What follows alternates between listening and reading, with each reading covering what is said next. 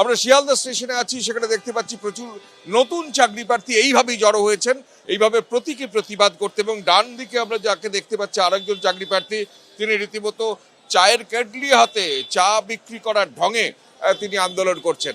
দেখুন, আমরা ফ্রেশাররা লাঞ্ছনা, বঞ্চনা, গঞ্জনার শিকার, আমরা চক্রান্তের শিকার। আমাদের সঙ্গে চক্রান্ত করা হয়েছে, ষড়যন্ত্র করা হয়েছে, যে ফ্রেশারদের ডিভাইড করা হচ্ছে, ফ্রেশারদের সঙ্গে চক্রান্ত করা হচ্ছে, যে আমরা ফ্রেশারদের কিছু সুযোগ দিয়েছি, কিন্তু যখন প্যানেল লিস্ট বেরোবে তখন দেখা যাবে যে ফ্রেশারদের নাম শেষের দিকে। কিন্তু এইভাবে মুড়ি, চপ, সিঙ্গারা নিয়ে আপনারা মিছিল করছেন, এটাই আমাদের ভবিষ্যৎ প্রজন্মকে দেখাতে চাইছি যে তোমাদের পড়াশোনা করে কি হবে, তাদের গার্জিয়ানকে দেখাতে চাইছি আপনারাও প্রতিবাদে নামুন, রাস্তায় নামুন। এরকমভাবে স্কুলগুলো বন্ধ হয়ে যাচ্ছে, আপনারা বুঝতে পারছেন না। আপনারা শুধু 1,000 টাকার লক্ষ্মীর ভাণ্ডার নিয়েই সন্তুষ্ট, যে ভবিষ্যৎ কিন্তু এরকমই হতে চলেছে। এই যে সিঙ্গারা, চপ, ঝালমুড়ি বিক্রি করতে হবে, সুতরাং আপনারাও শহরে বা রাস্তায় প্রতিবাদে নামুন। থালার মধ্যে সিঙ্গারা রাখা আছে, চপ রাখা আছে, তেলে ভাজা বেগুনি রাখা আছে। বলতে বাংলার মুখ্যমন্ত্রী মাননীয় মমতা বন্দ্যোপাধ্যায় আমাদেরকে শিক্ষিত করে, চাকরিগুলো আমাদের চুরি করে তারা আমাদের এই চপ শিল্প খুলতে বলেছেন। তিনি নিদান দিয়েছেন বলে আমরা এই চপ শিল্প খুলেছি। আজকে চপ বিক্রি করতে এসেছি এই রাস্তায়, কলকাতা মহানগরীর বুকে। দেখতে পাবেন এখানে 40 ঊর্ধ্ব অনেক ছেলে আছে যারা ক্যাটাগরির জন্য শুধুমাত্র পরীক্ষাটাতে বসতে পেয়েছে, যারা 60 নাম্বার পেয়েছে, যারা আজ পর্যন্ত বিয়ের পিড়িতে বসতে পায়নি। তাদের জীবন চলে গেছে, যৌবন চলে গেছে, আজ মেধাটাও চুরি হয়ে গেছে। এ দায় কে নেবে? জানি খেলতে পারবো না ওনার সঙ্গে আমরা, বলেই আমরা কিন্তু এই যে সিঙ্গাড়া আর এই যে চপ আর এই যে বেগুনি আমরা রাস্তায় বিক্রি করছি। যদি কমিশন এই কালা গেজেট না তৈরি করত, তাহলে কিন্তু এই যে আগস্ট পর্যন্ত সময়সীমা বাড়ানোর কোনো প্রয়োজন ছিল না। কারণ ডিসেম্বরের মধ্যে সমস্ত রিক্রুটমেন্ট হয়ে যেত। কিন্তু এই কমিশন নিজেও চায় যে এই প্রসেস, এই রিক্রুটমেন্ট যত লেন্দি হবে তত দুর্নীতি ঢুকে পড়বে, স্বচ্ছতা তত থাকবে না। কমিশন এটাই চায়। আর আমাদের এখানে আমরা সুপ্রিম কোর্টের সম্মান জানিয়ে বলছি যে সুপ্রিম কোর্ট হয়তো কোনো ভাবনা চিন্তা করে এটা বলেছেন, কিন্তু আমরা চাই খুব দ্রুত স্বচ্ছতার সাথে এই রিক্রুটমেন্ট হোক আর এই 10 নম্বর বাতিল হোক। এদিক ওদিক কোনো দিক ভাবেই টাকা দিয়ে চাকরিটা হয়েছে। এই যে টাকা দিয়ে চাকরিটা হয়েছে, যদি এখন ডিসেম্বরে যদি তাদের বেতনটা বন্ধ হয়ে যায়, তাহলে একদম উপর থেকে নিচ পর্যন্ত সব নেতারা জুতো পেটা খাবে, রাস্তায় কলার ধরে তাদেরকে টানবে। তারা যে খেলতে চেয়েছিল তাদের নিয়ে খেলবে।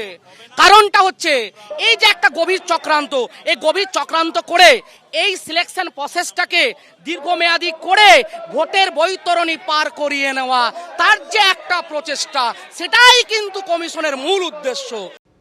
দেখুন, সবার নজর ছিল যেদিকে, যে যোগ্য চাকরিহারারা তারা কি বাড়তি সময় পাবেন, কারণ ডেডলাইন ছিল 31শে ডিসেম্বর।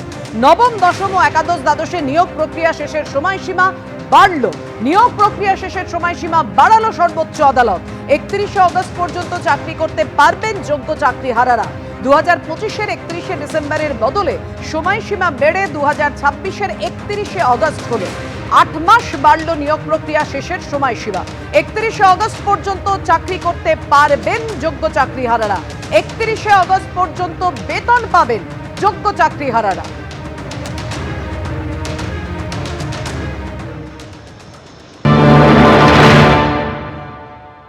31শে ডিসেম্বর পর্যন্ত সুপ্রিম কোর্টের লাস্ট গাইডলাইন্স ছিল। আমরাও জানতাম যে এসএসসির পক্ষে সেটা সম্ভব করা, মানে শেষ করা সম্ভব নয়। তার জন্য এসএসসিকে যেতেই হবে এক্সটেনশনের জন্য। কিন্তু আমরা একটু আশঙ্কিত ছিলাম যে কি হবে, আসলে আদৌ এক্সটেনশন দেবে কিনা, কোর্টের মর্জির উপর ডিপেন্ড করছে সব কিছু। তার জন্য আমরাও লয়ার দিয়েছিলাম এবং সেটা এক্সটেনশন হয়েছে। তো তার জন্য স্বাভাবিকভাবে একটু স্বস্তি। কারণ হচ্ছে যদি 31শে ডিসেম্বরের মধ্যে শেষও হলো না, আবার সব কিছু আটকেও গেল, তো সেক্ষেত্রে একটা বড় সংখ্যক শিক্ষক শিক্ষিকা যারা সম্পূর্ণ নিরপরাধ হওয়ার পরেও চাকরি হারিয়েছে, তারা কিন্তু ভীষণভাবে ক্ষতিগ্রস্ত হতো এবং তাদের খুবই ক্ষতিগ্রস্ততার জায়গা যেত। কারণ আমরাও চেয়েছিলাম যাতে এক্সটেনশন হয় এবং আমরাও লয়ার দিয়েছিলাম। তো এক্সটেনশনটা হয়েছে, এটাকে আমরা পজিটিভলি নিচ্ছি। এখনো সুযোগ আছে যারা যোগ্য শিক্ষাকর্মী শিক্ষক শিক্ষিকা আছে এসএসসি 2016 প্যানেল, তাদের যোগ্য তালিকাটা এখনও কান ধরে কলকাতা হাইকোর্টে মামলা চলছে, সেখানে প্রকাশ করলে তারা সেই তালিকা অ্যাপ্রুভ করে সুপ্রিম কোর্টে পাঠিয়ে দেবে, সবার চাকরি ফিরে যাবে। কিন্তু মুখ্যমন্ত্রী চান কেবলমাত্র অযোগ্য যারা টাকা দিয়েছে, যারা ঘুষ দিয়েছে, তাদেরকে বাঁচাতে হবে। 1806 জন কি অযোগ্য শিক্ষকদের তালিকা, জনগণের করের টাকা এই অযোগ্য শিক্ষকদের দেওয়া হয়েছে। আমি বিচারকদের অনুরোধ করব, সুপ্রিম কোর্ট হাইকোর্ট, যে মাননীয় মুখ্যমন্ত্রীর বিরুদ্ধে স্বতঃপ্রণোদিতভাবে ব্যবস্থা নিন। জনগণের করের টাকা খরচা করে তিনি এদেরকে বেতন দিয়েছেন, কেন চাকরি চুরির দায় নিয়ে মুখ্যমন্ত্রীকে গ্রেপ্তার করা হবে না? দেখুন, 8 মাসের এক্সটেনশন এরা যে প্রসেসের মধ্যে দিয়ে আমাদের নিয়ে যাচ্ছে SLST 2, তার জন্য প্রয়োজন ছিল, এবং এটা যে হবে আমরা জানি। ফ্রেশ সিলেকশন অ্যাফোরসেট পোস্ট, অর্থাৎ 2016 প্যানেলের যে ভ্যাকান্সি ছিল সেই ভ্যাকান্সিতে ফ্রেশ সিলেকশন লিখে নিয়ে আসলো, ফ্রেশ রিক্রুটমেন্ট নিতে পারলো না টাইমের মধ্যে। এই যত প্রক্রিয়া কেবলমাত্র অযোগ্যদের বাঁচাও, নিজেদের গদি বাঁচাও, চাকরি চুরির দুর্নীতি কোনো মিলিয়ে দাও। এখন ভোট আসছে 26 সালের, মিলিয়ে দাও, গুলিয়ে দাও। ওদের চাকরি দরকার নাই, কারণ মুখ্যমন্ত্রী শিক্ষকদের চাকরি দিতে চান না। তিনি সেই টাকা দিয়ে খেলা করবেন, মেলা করবেন, দান খয়রাতি করবেন, ভিক্ষা দেবেন, আর যোগ্য শিক্ষকদের মারবেন। কারণ সুপ্রিম কোর্ট বলেছিল যারা অযোগ্য তাদের বেতন ফেরত দেওয়ার কথা, এখনো পর্যন্ত বেতন ফেরত দিয়েছে? অর্থাৎ চাকরিহারা শিক্ষকরা এটাই প্রশ্ন তুলছেন এবং তাদের এটাই দাবি যে সাময়িক স্বস্তি নয়, দীর্ঘস্থায়ী সমাধান চাই, এবং সেটা দিতে পারবে রাজ্য সরকার আর এসএসসি তাদের সদিচ্ছা। নবম, দশম ও একাদশ দ্বাদশে নিয়োগ প্রক্রিয়া শেষের সময়সীমা বাড়ালো সুপ্রিম কোর্ট। 31শে অগস্ট পর্যন্ত চাকরি করতে পারবেন যোগ্য চাকরিহারারা এবং সব বেতনে। 2026-এর 31শে অগস্ট পর্যন্ত সময়সীমা বাড়ল। 8 মাস নিয়োগ প্রক্রিয়া শেষের সময়সীমা বাড়ালো সুপ্রিম কোর্ট।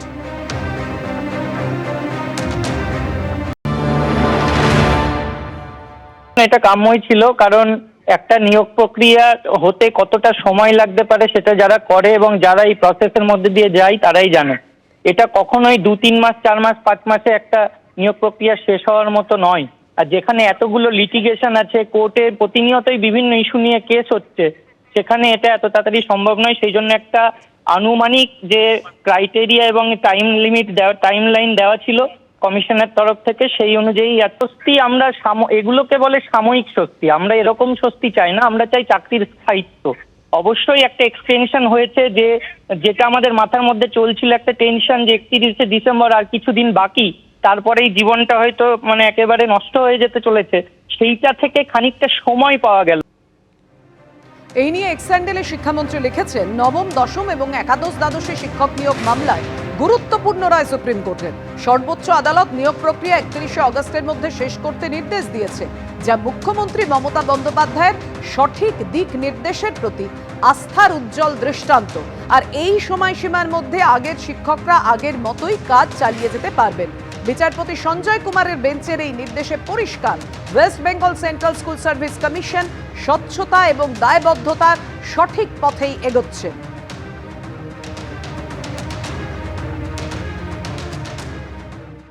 এবিপি আনন্দ, এগিয়ে থাকে, এগিয়ে রাখে।